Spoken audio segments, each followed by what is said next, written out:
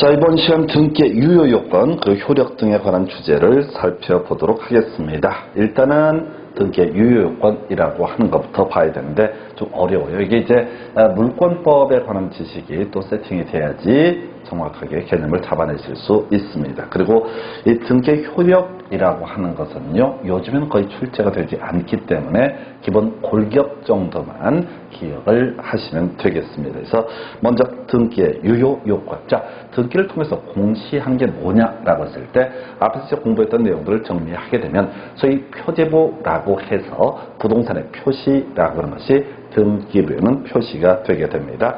그래서 등기부에 표시된 내용하고 실제 부동산의 내용이 일치했을 때 이 등기는 유효한 등기가 되게 된다라고 하는 거 첫 번째 이슈가 되게 될 테고요. 두 번째, 자, 등기에는 등기권자, 등기에는 등기 명의인이라고 해서 권리자가 공시가 되게 됩니다. 거기는 이제 소유자라든가 지상권자, 전세권자 뭐 이런 경우들이 있겠지요. 저당권자도 있을 테고요.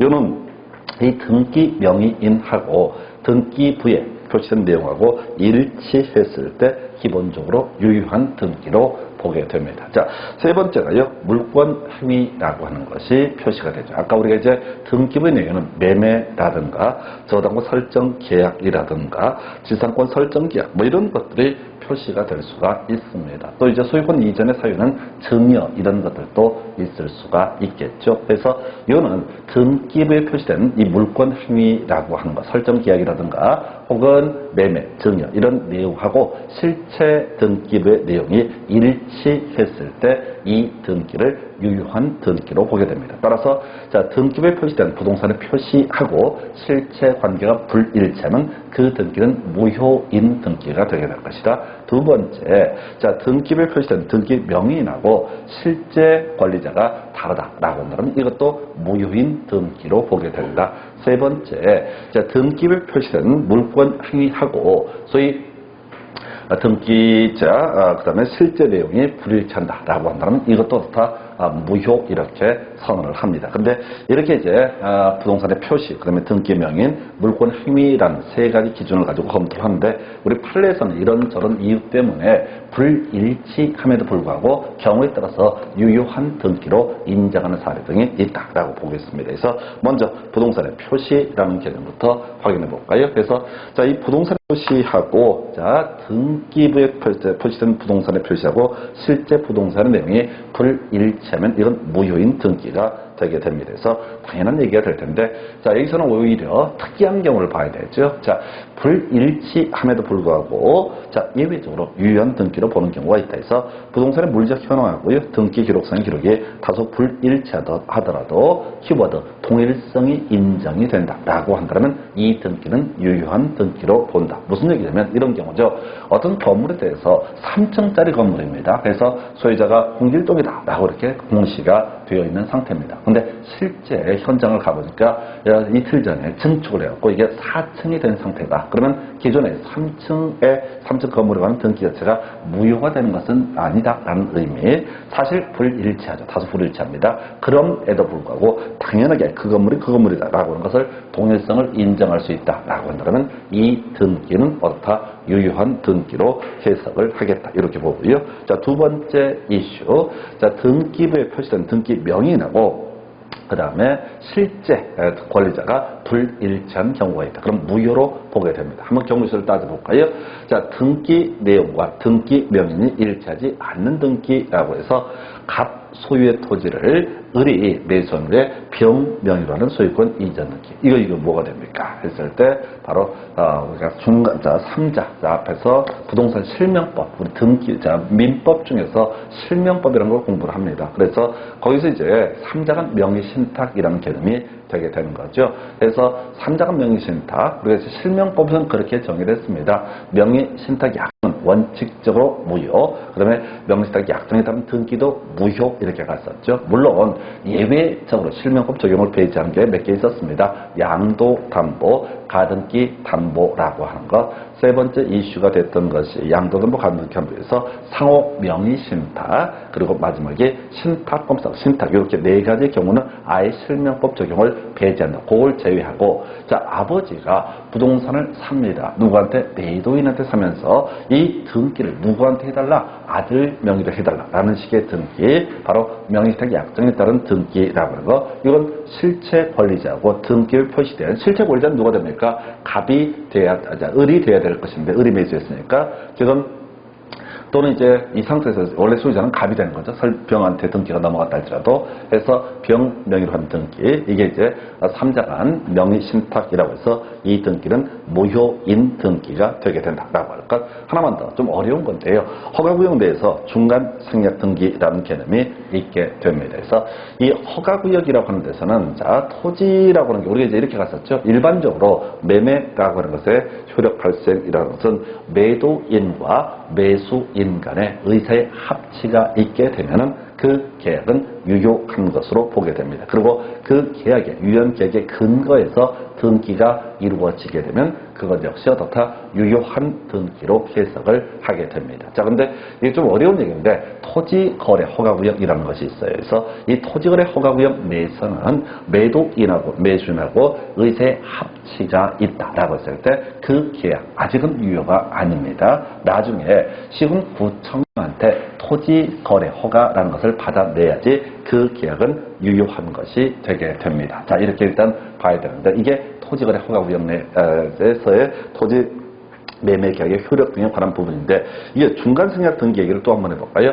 갑이 원래 매도인입니다. 을이 매수를 합니다. 자, 그러면 이제 을한테 등기를 넘겨줘야 되는데 을이 등기를 넘겨받지 아니한 상태에서 병한테 또 매도를 합니다. 그리고 등기부는 갑에서 병으로 넘기는 형식, 이걸 우리가 뭐라고 한다? 중간 생략 등기라고 부르게 됩니다. 그래서 이 중간 생략 등기는 나중에 보면 특이하게 유효 이렇게 이제 얘기를 하게 되는데 원래 그러면 안 되죠. 자, 원래 등기부에 표시된 권리자라고 하는 거 갑에서 을에서 병으로 다 넘어가야 되는데 갑에서 병으로 바로 토스하게 되는 것을 중간 생략 등기라고 부르게 됩니다. 자, 그래서 원래 중간 생략 등기는 바로 뒤에서 설명드릴 텐데 유효한 것으로 예외적으로 인정을 하게 됩니다. 그런데 허가구역 내에서는요, 토지거래 허가를 누구하고 누가 받아야 되면 갑하고 을이 먼저 토지거래 허가를 받아야 됩니다. 그리고 을하고 병이 또 한 번 토지거래 허가를 받아야 됩니다. 그런데 갑하고 병하고 토지거래 허가를 받는다라고 하는 걸 이걸 인정해버리게 되면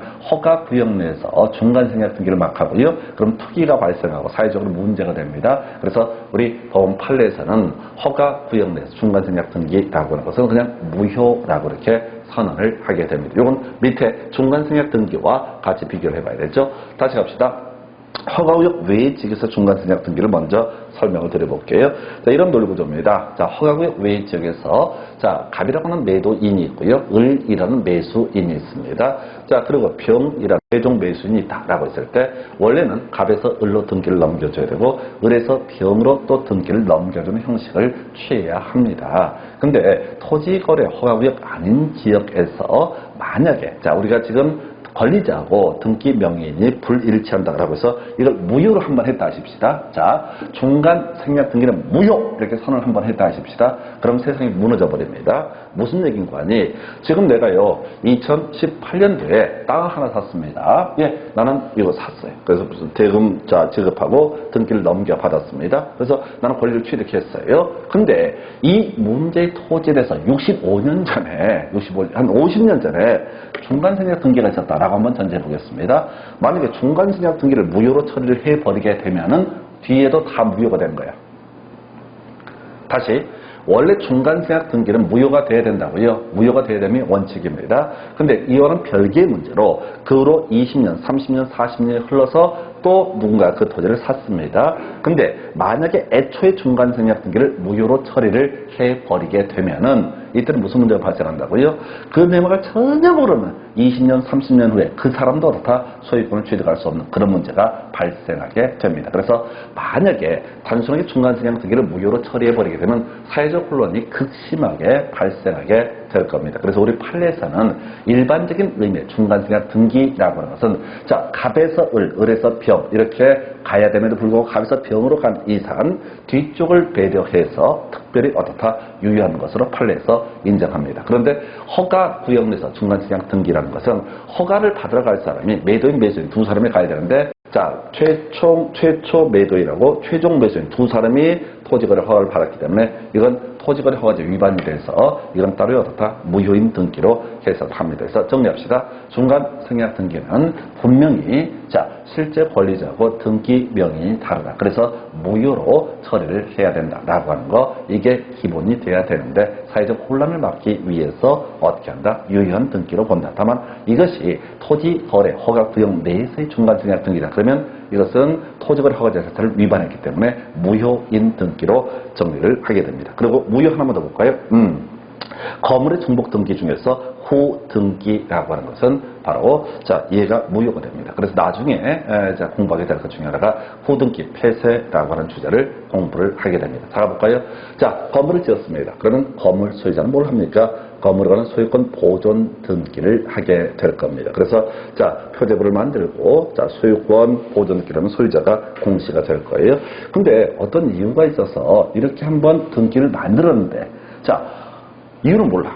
어떤 이유가 있어서 사안이 골 때리게 또 한 번 소유권 보존 등기를 또 신청을 한 거예요. 그리고 등기관이 그걸 착각을 하고 또 중복 등기를 해줬다라고 한다면 두 번째 등기는 그냥 무효입니다. 그래서 건물에 한정합니다. 토지는 사안이 복잡해요. 근데 건물에 한정해서 보게 되면 건물의 중복 등기에 있어서 중복 소유권 보존 등기에서 후등기라고 하는 것은 어떻다? 이것은 무효라고 이렇게 얘기합니다. 그래서 실제 시험 문제를 풀어갈 때는 이렇게 나오죠.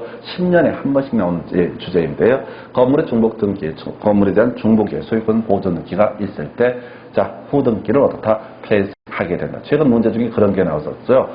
건물에 대해서 중복으로 소유권 보존 등기가 이루어졌을 때 등기관은 자, 직권으로 그 등기 중 하나를 직권으로 말소해야 된다라고 해서 틀리게 나왔던 바가 있습니다. 자, 등기, 그 두 개의 등기 중 하나를 말소하는 게 아니라 후 등기를 어떻다? 직권으로 말소를 해야 된다. 이런 이슈가 되겠습니다. 그래서 자, 정리하게 되면 이렇게 갑시다. 지금 무효인 경우 자 중간 생략자 명의신탁과 관련한 3자간 명의신탁 예시를 했습니다. 그래서 실제 자 권리자하고 등기 명의 불일치할 때 바로 명의신탁서 명의 등기 자체는 무효가 되게 될 것이고 3자간 등기 명의신탁에서는 우리 앞에 민법 자 물권법 할 때 공부하는 주제인데요.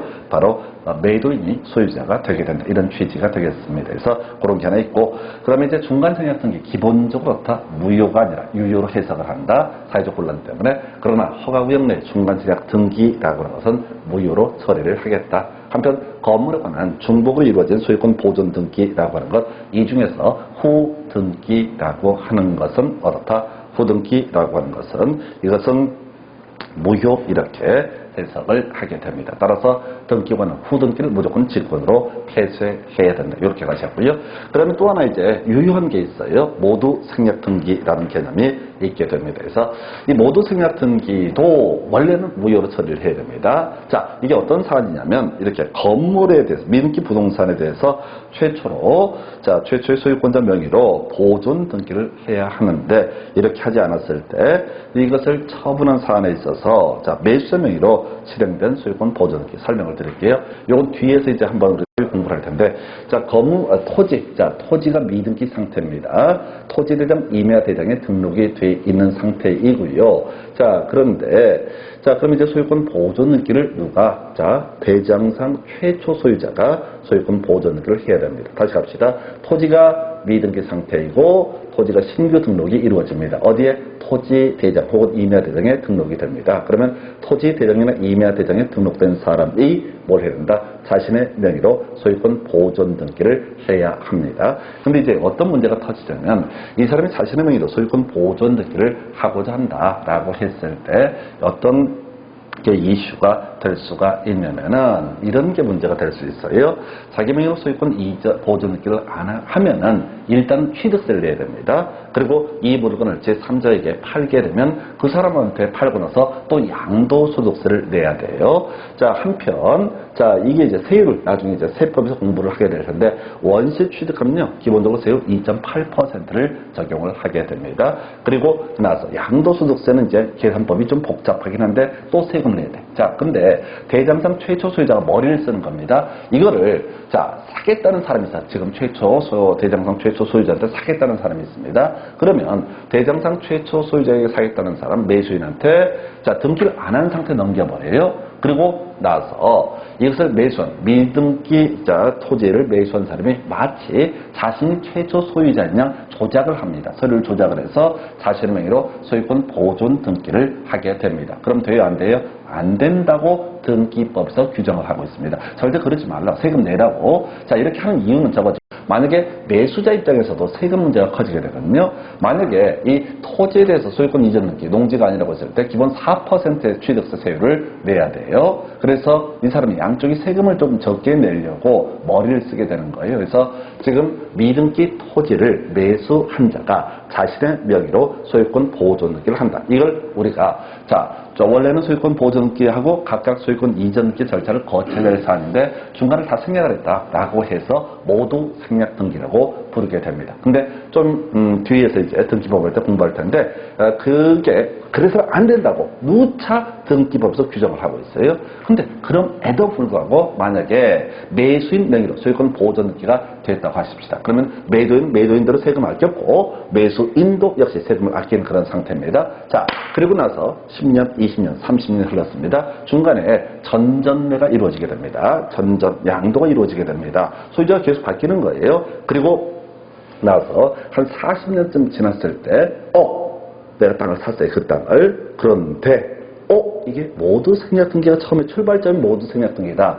그걸 무효로 처리해버리면 어떻게 봐세요? 뒤에 있는 게 다 아사리판이 되는 거야. 그래서 원래 중간 생략 등기도 무효가 돼야 되고 모두 생략 등기도 무효가 돼야 되는데 만약 그걸 무효로 처리해버리면 사회적 혼란이 워낙 크기 때문에 자, 등기 명의하고 실체 관계가 불일치함에도 불구하고 예외적으로 어떻게 한다? 바로 예외적으로 이 등기는 유효한 등기로 보겠다. 그래서 이게 이제 무슨 일이 발생해요? 부동산 등기법상 대장상 최초 소유자가 소유권 보존 등기를 해라. 이것을 자, 매수한 사람 이름으로 소유권 보존 등기를 하면 허용되지 않는다라고 선언을 하고 있어요. 근데 그와는 별개의 문제로 만약에 불법적으로 그렇게 해서 매수인 명의로 소유권 보존 등기가 이루어지면 이걸 뭐라 부르는데 모두 생략 등기라고 부르게 되는데 이 모두 생략 등기를 무효로 처리해버리면 뒤쪽에 있는 사람들이 뭔지도 몰라. 30년, 40년 전에 무슨 일이 있었는지 알 수가 없잖아요. 근데 갑자기 다 무효가 되면 다 소유권을 잃어버리는 그런 문제.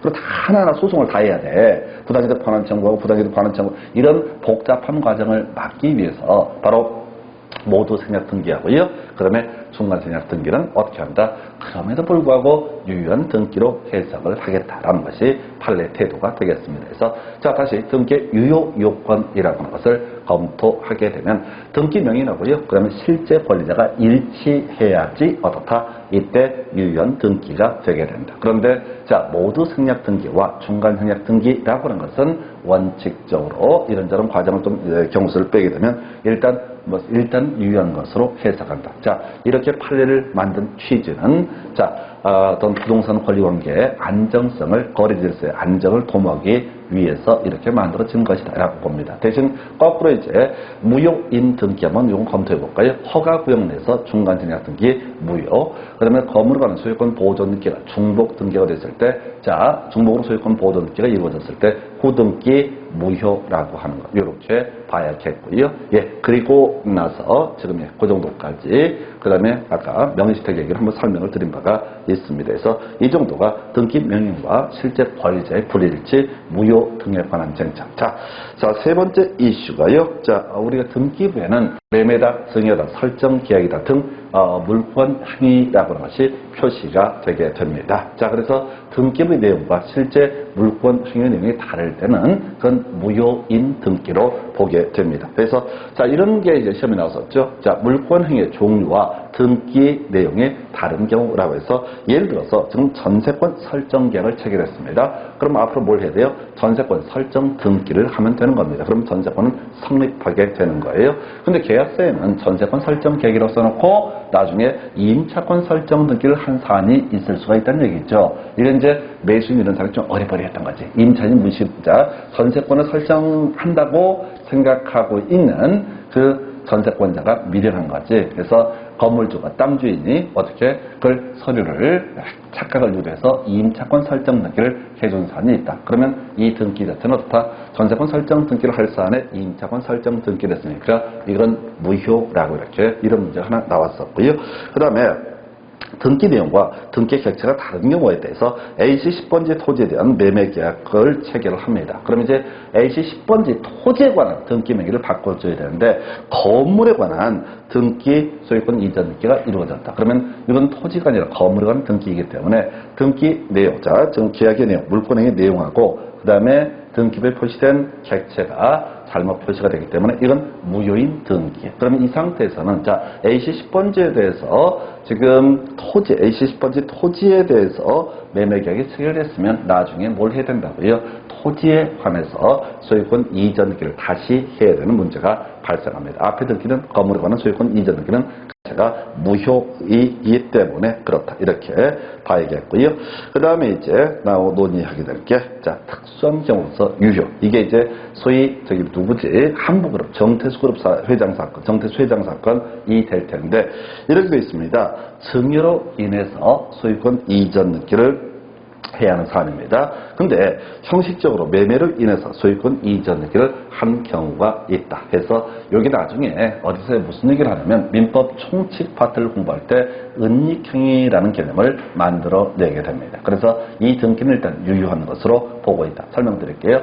자, 이게 정태수 회장이라고 하는 분이 그렇게 했어요. 아들한테 토지를 증여를 하게 됩니다. 토지를 증여해요. 근데 그 당시 세법을 보아하니 증여를 하면은 세금을 겁나 많이 내야 되는 그런 상황이 터지게 된다. 그래서 형식적으로 뭐라고요? 매매로 인해서 소유권 이전 등기를 하는 것처럼 서류를 꾸몄습니다. 그래서 소유권 이전 등기가 이루어졌어요. 자, 그런 사안에서 지금 이제 국세청에서 조사가 나왔습니다. 이거 증여 아니냐 등등등 이렇게 해서 결국은 밝혀졌죠. 증여라는 사실이 밝혀졌습니다. 그런데 자, 증여를 한 사안에서 왜 매매를 갖고 소유권 이전 등기 세금 아끼려고 했단 말이에요. 근데 사안이 다 밝혀지니까 그 정태수 회장 그쪽에서 변호사가 뭘 주장을 하냐면 이거 무효다 이렇게 주장합니다. 증여를 한 사안에서 매매를 원인으로 소유권 이전 등기가 이루어졌다. 이건 뭐가 된다? 무효. 등기 원인하고 실제 등기된 내용이 틀리잖아요. 무효를 주장을 해봅니다. 그럼 만약에 그게 무효가 돼버리면 아들은 그 토지에 관한 소유권 취득할 수 있다 없다? 없다라고 되는 거예요. 그럼 다시 소유권 누구한테? 아버지한테 다시 돌아가게 됩니다. 그럼 증여세의 문제가 발생을 해요, 안 해요? 안 하는 거죠. 이렇게 빠져나가려고 그랬다고. 다시 원래대로 가면 이런 식입니다. 증여를 원인으로 해서 소유권 이전 등기라면 세금을 많이 내야 되는 사안이었고 매매를 원인으로 해서 소유권 이전 등기라면 세금을 좀 적게 내는 그런 사안이었다라고 전제를 하고 해서 이 사람들이 자, 사기를 쳐서 자, 이게 서류를 조작해서 매매처럼 이렇게 등기를 하게 됩니다. 근데 국세청에서 조사를 해가지고 이거 증여다. 증여세 아들한테 엄청나게 때려버리게 됩니다. 그러니까 증여세가 그 세금 피하려고 지금 얘들이 머리 썼단 말이에요. 그러면은 증여세를 때려맞고 가만히 있을 수는 없잖아요. 그래서 새로운 주장을 합니다. 변호사가. 자, 이게 지금 증여를 원인으로 소유권 이전 등기를 해야 하는 사안에서 매매를 원인으로 소유권 이전 등기를 했다? 그러면 그 등기는 일단 무효이고 그럼 무효가 돼버리면 원래 아버지한테 등기 명의가 다시 돌아가는 거예요. 아버지는 아들한테 등기 명의를 넘겨준 적이 있습니까? 없습니까? 없어요. 지금 없는 꼴이야. 원상복귀 돼버렸으니까. 그러면 결론적으로는 다 증여세를 최소한 지금은 낼 필요가 있다 없다? 없다라는 이런 문제에 빠지게 됩니다. 그래서 결국 이제 이게 소위 영미법에서 금반환 원칙에서 말 바꾸지 마라 이런 얘기가 될 텐데, 그래서 법원 판례에서는 어찌됐든 간에 세금 받아내야 되니까 증여를 원인으로 소유권을 이전해야 하는 사안에 대해서 만약에 매매를 원인으로 소유권 이전을 했다 하더라도 이것은 최소한 증여에 관한 부분은 유효이고 매매에 관한 부분은 무효이지만은 어찌됐든 간에 실체적 권리 공개에 부합하기 때문에 이 등기는 유효한 것으로 보겠다라는 판시를 하게 됩니다. 그러면 세금 뜯어냈던 그 사안이 되겠습니다. 자, 요거 바로 앞에 있는 사안을 비교해 볼까요? 지금 전세권 설정 계약 후 임차권 설정 등기를 한 것은 이건 무효라고 그랬어요. 권리 내용 자체가 다른 거예요. 근데 지금 증여를 원인으로 소유권 이전 등기를 하거나 매매를 원인으로 소유권 이전 등기를 하거나 결국 결론은 똑같잖아요. 소유권이 넘어가는 건 똑같다고 보는 거죠. 다시 앞에서 전세권 설정 계약하고 전세권 설정 등기를 하지 않고 임차권 설정 등기를 한 사안, 이것은 권리 내용 자체가 다르기 때문에 무효 이렇게 가는 거예요. 이에 비해서 지금 증여를 원인으로 소유권 이전 등기를 해야 하는 사안에서 매매를 원인으로 소유권 이전 등기를 했다. 결국은 소유권 이전은 본질적으로 똑같다. 그래서 이것은 예외적으로 어떻다? 유효 이렇게 갑니다. 그래서 이게 되게 까다로워요. 자, 요 29회 때 이제 우리 민법에서 나왔던 문제 하나만 같이 비교해 드리겠죠. 민법에서 이런 문제가 나왔어요. 전세권 설정 계약을 체결합니다. 그 전세권 설정 계약을 예를 들어서 자 2월 1일부터 그 다음 3년 후 5월 1일까지라고 만약에 전세권 설정 계약을 체결했다 존속기간을. 그런데 전세권 설정 등기를 언제 하냐면 1월 20일 날 합니다. 다시 전세권의 존속기간은 2월 1일부터 시작을 한다고요. 한 3년 간다 하십시다. 전세권. 그다 치고, 근데 전세권 설정 등기를 언제 하냐면 2월 1일 이후에 하는 게 아니라 1월 15일 날이 전세권 설정 등기를 했다고. 그 전세권 등기라는 것이 유효냐 무효냐가 문제가 됐어요. 유효일까요 무효일까요? 거의 유효로 가야 되죠. 전세권 설정 등기라고 하는 게 꼭 존속기간 전에 하라는 말 자체는 없으니까. 그래서 자 이건 이제 별 내용도 없어요. 근데 처음 시험에 나오다 보니까 사람들이 너무나 당황을 하는 거야. 다시 민법 문제랑 연결되는데 전세권 존속기간이라는 게 2월 1일부터 3년으로 치고, 그 다음에 전세권 설정 등기라고 하는 것을 1월 15일 날 미리 했다고. 그럼에도 불구하고 당연히 어떻다고요? 그때 전세권은 유효한 것으로 보겠다라고 하는 게 29회 민법에서 나왔던 주제가 되겠습니다. 그래서 좀 어려워요 이게. 자, 물권법 전반을 다 소화해야 되는 그런 내용이고요. 오히려 기초 강의이기 때문에 여유가 있으니까 조금 차근차근 설명을 드립니다. 자, 다시 갑시다. 등기라고 하는 거. 자, 권리를, 부동산에 관한 권리를 공시하기 위한 것이 등기의 목적입니다. 그런데 이 등기부에 공시된 물건 자체가 현실에 존재하지 않는다라고 했을 때 이건 당연히 그 등기는 어떻다? 무효인 등기다. 근데 아까 말씀을 드린 것처럼 이런 게 있었죠. 3층짜리 건물에 대해서 소유권 보존 등기가 이루어진 사안이다. 등등 중간에 거래가 있었겠죠. 그런데 지금 가서 보니까 요 근래 4층으로 증축을 했다라고 했을 때 이 3층 건물에 관한 등기가 무효가 되는 것은 아니다. 다소 불일치한다라고 할지라도 동일성이 인정되게 되면 그 등기는 무효인 등기는 아니다. 두 번째, 등기부에 표시된 등기 명의, 즉 권리자하고 실제 권리자가 불일치하게 되면 이 등기는 뭐로 본다? 무효인 등기로 해석을 한다. 그래서 먼저 중간생략 등기. 갑이 최초 매수인, 을이 중간 매수인, 병이 최종 매수인. 갑에서 을에서 병으로 각각 등기가 실행이 돼야지 그 등기는 원래 유효한 등기입니다. 근데 갑에서 병 명의로 바로 등기가 넘어가 버렸다. 이걸 우리가 중간 생략 등기라고 부르게 됩니다. 이런 중간 생략 등기라고 하는 것은 당연히 뭘로 봐야 된다? 무효인 등기로 봐야 함이 원칙입니다. 그런데 만약에 중간 생략 등기에 대해서 무효라고 선언을 해버리게 되면은 이 내막을 모르고 20년, 30년 후에 그 부동산을 매입했던 사람은 등기를 넘겨받았음에도 불구하고 앞에가 다 무효가 되어버리기 때문에 여전히 권리를 취득할 수 없는 사회적 혼란이 발생합니다. 그래서 중간 생략 등기는 예외적으로 등기 명의인하고 실권리자가 불일치함에도 불구하고 어떻다? 유효한 것으로 보겠다. 하나 더, 대장상 최초 소유자, 이건 토지대장, 임야대장 또는 건물에 있어서는 건축물 대장이 될 수도 있습니다. 대장상 최초의 소유자만이 소유권 보존 등기를 신청할 수 있다라는 식으로 부동산 등기법에서 규정을 하고 있습니다. 근데 이 대장상 최초 소유자부터 양수한 사람, 미등기 상태에서 매수한 사람이 자신의 이름으로 소유권 보존 등기를 신청한 사안이다. 예, 그래서 등기가 이루어져서 그 무효로 봐야 됩니다. 그런데 이걸 우리가 모두 생략 등기라고 부르게 되는데 이 모두 생략 등기 있고 나서 30년 후에 다시 중간중간에 전전 양도가 이루어지고 30년 후에 누군가 그 물건을 등기를 가져가게 됩니다. 만약에 모두 생략 등기라고 해서 무효로 처리해버리면 뒤에 이 토지를 매입한 사람, 등기를 받은 사람은 역시 권리를 취득할 수 없는 문제가 발생합니다. 사회적 혼란을 막기 위해서 중간 생략 등기, 모두 생략 등기는 예외적으로 유효한 것으로 본다.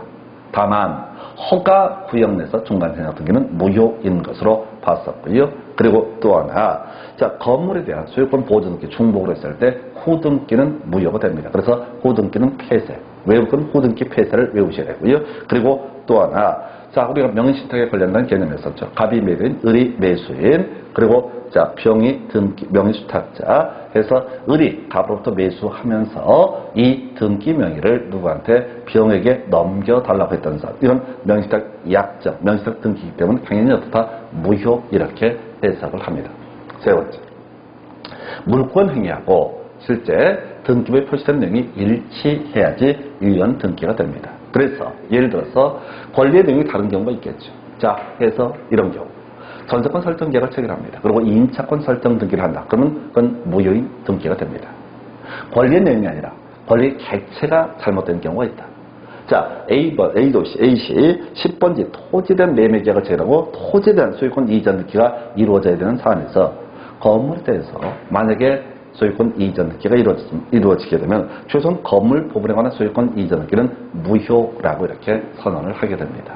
그래서 그 무효고 다시 이제 여전히 토지에 관한 소유권 이전 등기를 해줄 의무가 있다 해서 지금 무효 중에서 하나는 권리의 내용이 때문에 무효가 되거나 하나는 객체 때문에 무효가 되는 경우가 있을 수가 있겠습니다.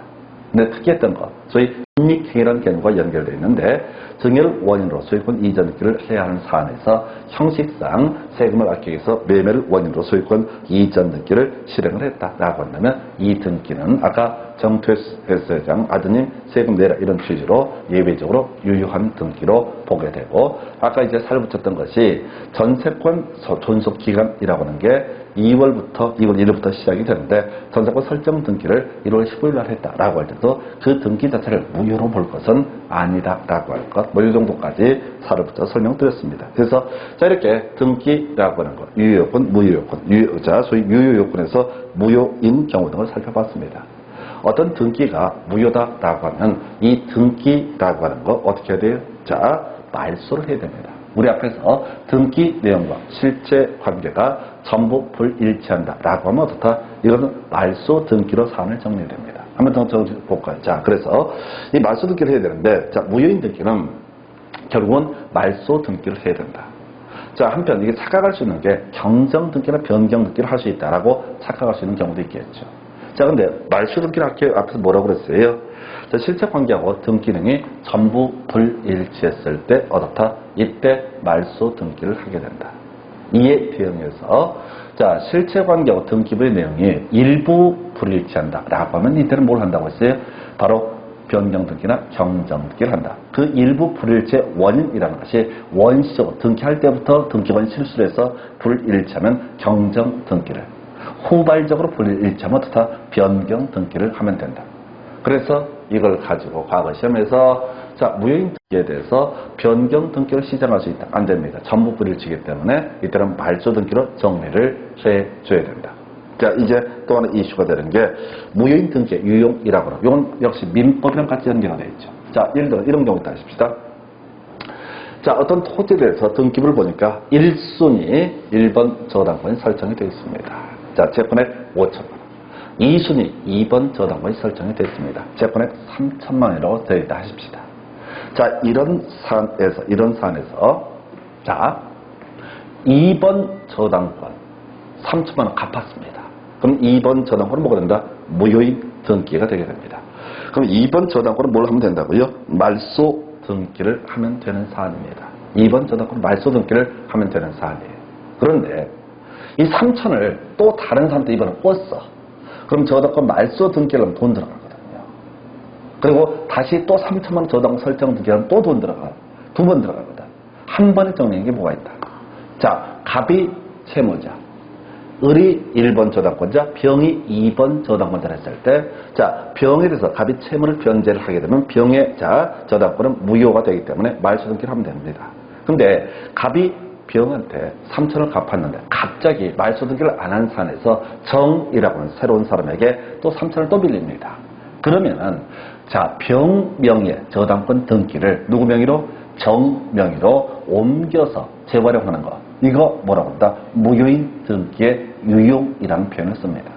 그래서 이걸 정리하면 이해관계인이 없습니다. 2번 저당권은 밑에 새로운 권리가 없기 때문에 2번 이해관계인이 없는 권리의 등기라고 하는 것은 무효인 등기로서 말소를 해야 되는데 만약에 아직 말소 전이다 그러면 재활용하는 것, 유용을 하는 것도 가능하다. 이에 비해서 지금 등기 중에서 앞에서 우리 사실에 관한 등기로서 표제부 등기가 있었고요. 권리에 관한 등기로서 뭐 갑고 을고 등이 있겠어야 되는데 이해관계인이 있는 바로 권리 등기라고 하면 유용할 수 있습니다. 이건 어떤 경우냐면 1번 저당권자 채권 다시 갑이 채무자, 을이 1번 저당권자, 병이 2번 저당권자, 1번 저당권자라고 하는 게 채권액 3천만 원입니다. 그리고 2번 저당권 채권액 다시 1번 저당권자가 채권액 5천, 2번 저당권자가 채권액 3천입니다. 그래서 갑이 을한테 1번 저당권자 5천만 원 갚았습니다. 그러면 을명의 1번 저당권은 뭐가 된다? 무효인 등기가 되게 됩니다. 그럼 말소 등기를 해야 됩니다. 근데 그거는 별개로 이 갑이라는 채무자가 정이라는 새로운 사람한테 5천을 빌렸습니다. 그랬을 때 을 명의 등기를 말소를 하고 그리고 정한테 뭐를 해서 정한테 또 저당권 설정 등기를 하면 돈 많이 들어가니까 을 명의 저당권 등기라고 하는 것을 정 명의로 이전 등기 형식을 빌어서 등기를 재활용할 수 있느냐. 이건 허용되지 않습니다. 왜? 후순위 권리자, 바로 2번 저당권자인 병의 권리를 침해하기 때문에. 그럼 이제 문제 어렵게 구성하면 이렇게 나올 거예요.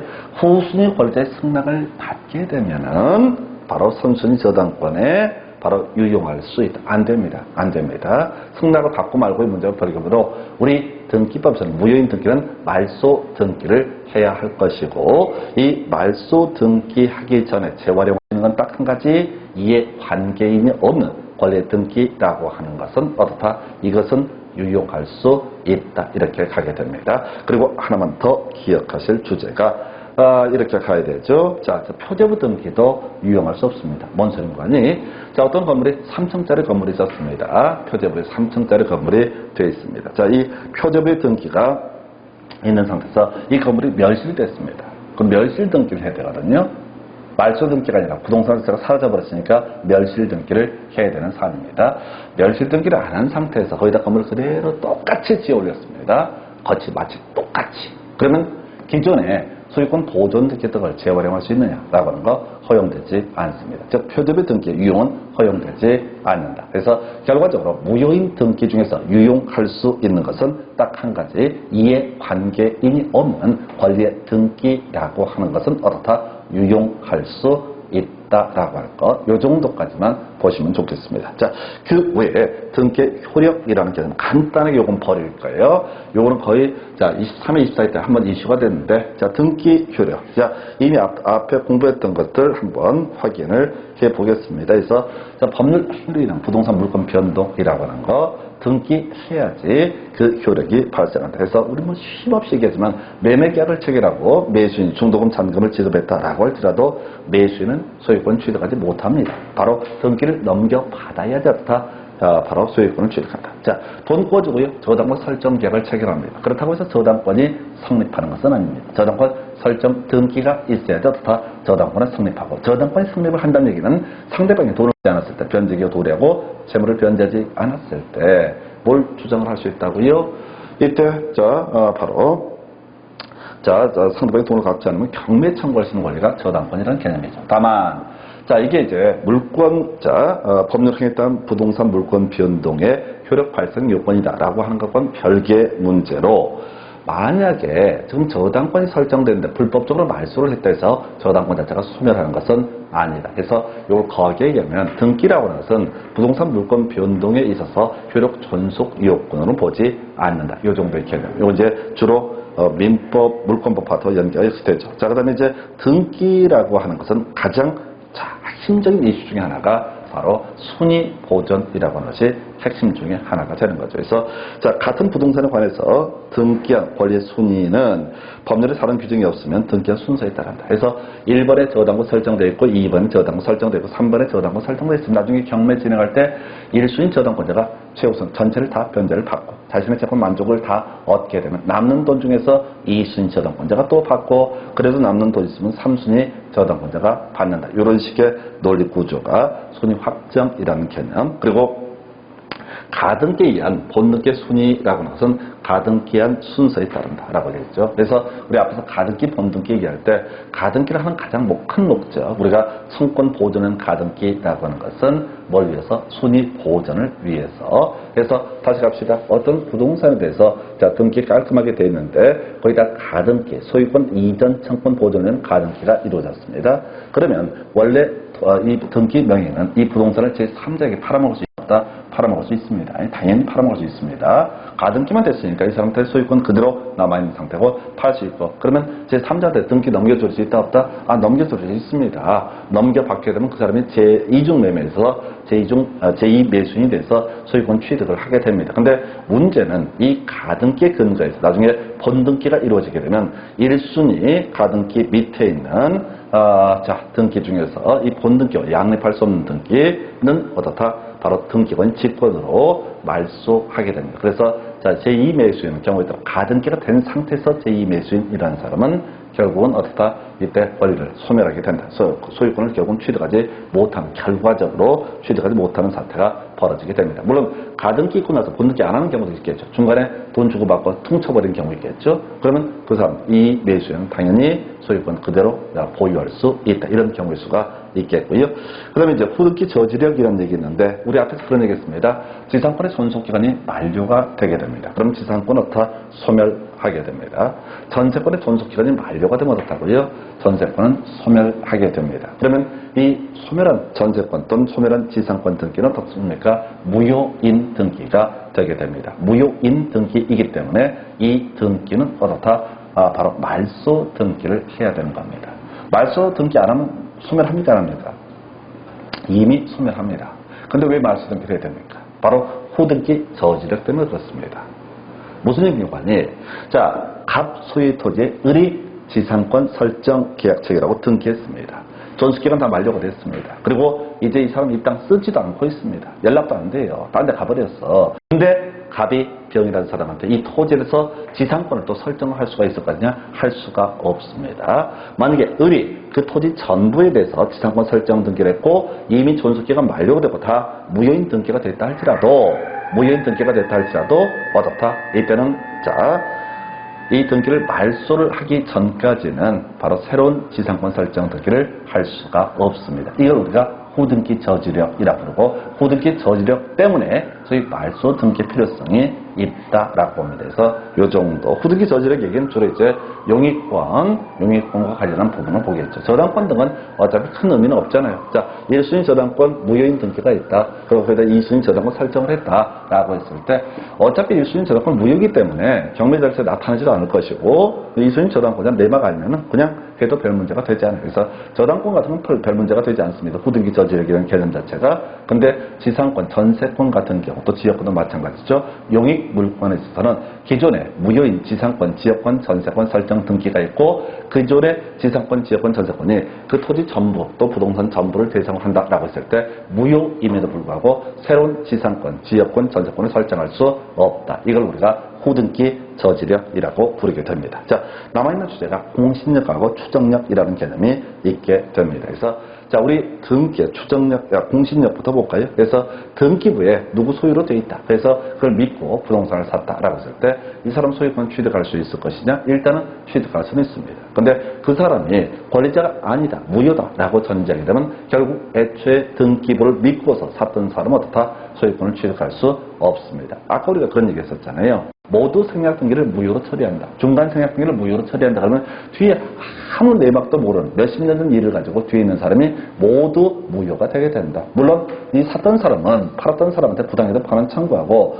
또 그 전 사람한테 부당이득 각각 반환 청구하는 식으로 해결을 할 수는 있는데 이 사회적으로 너무 큰 혼란이 있기 때문에 앞에서 모두 생략등기나 중간 생략등기는 예외적으로 유효한 것으로 봤던 것이죠. 그래서 자, 요 근래도 이제 보도 한번 나왔었는데 뭐 사안이 복잡했어요. 그 사안의 핵심 뭐냐면 갑이라는 사람이 있었습니다. 사망을 하게 됩니다. 을이 갑의 가죽이었었는데 소위 죽였어.